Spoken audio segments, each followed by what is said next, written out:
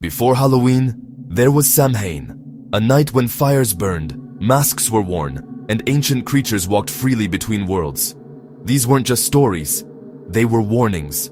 Tonight, we uncover the eerie origins and forgotten beings of Samhain, the festival that became Halloween. Stay until the end to find out about one of the most disturbing spirits of Halloween, and let us know in the comments if you celebrate Halloween. Every October, we light our candles, carve our pumpkins, and dress in masks, but few remember why.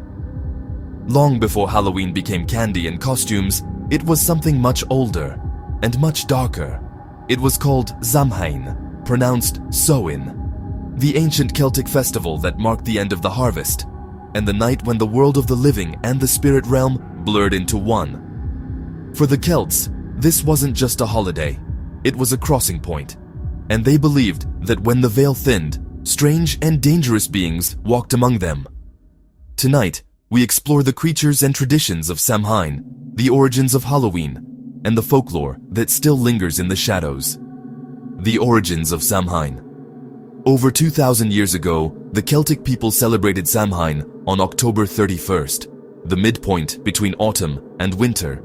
It was both an ending and a beginning. The dying light of the year, giving way to the long nights of cold and uncertainty.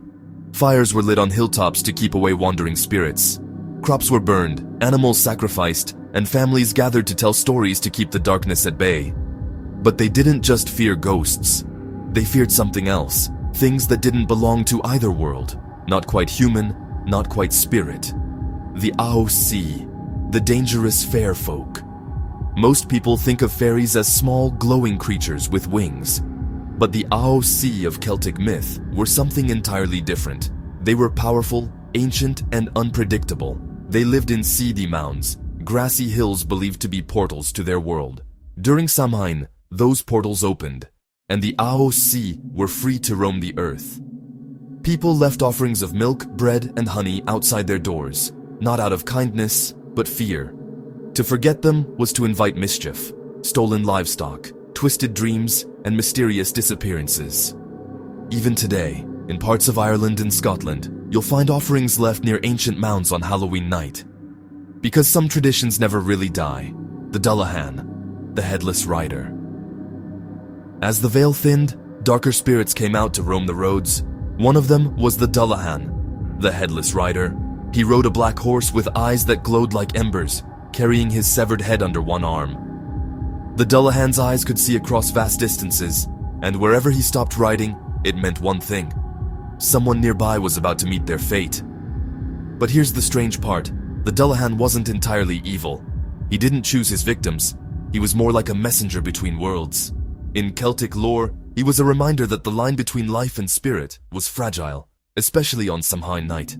The Púca, the trickster of the harvest.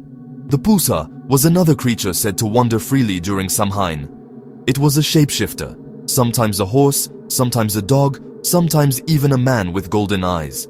But whatever shape it took, it was never entirely human. The Púca visited farms after dark, spoiling crops left unharvested and scaring anyone who wandered too far from the village.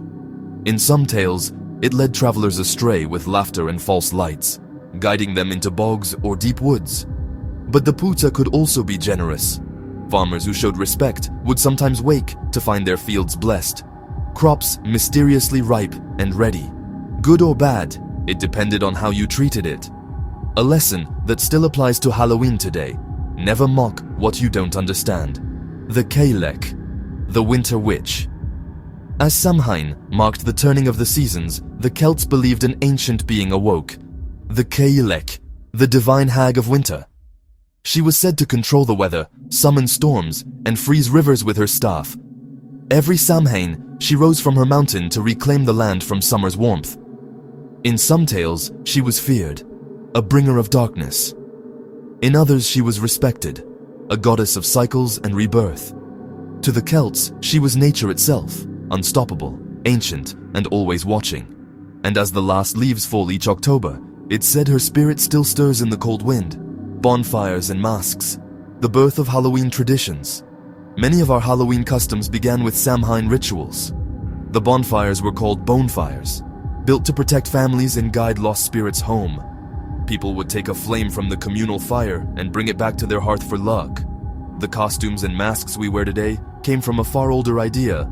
Villagers disguised themselves to trick wandering spirits, making them think they were one of their own. And the tradition of jack-o'-lanterns?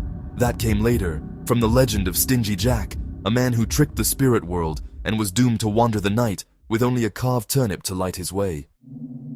When Irish immigrants came to America, they replaced the turnip with the more abundant pumpkin. And so the jack-o'-lantern was born, the veil between worlds.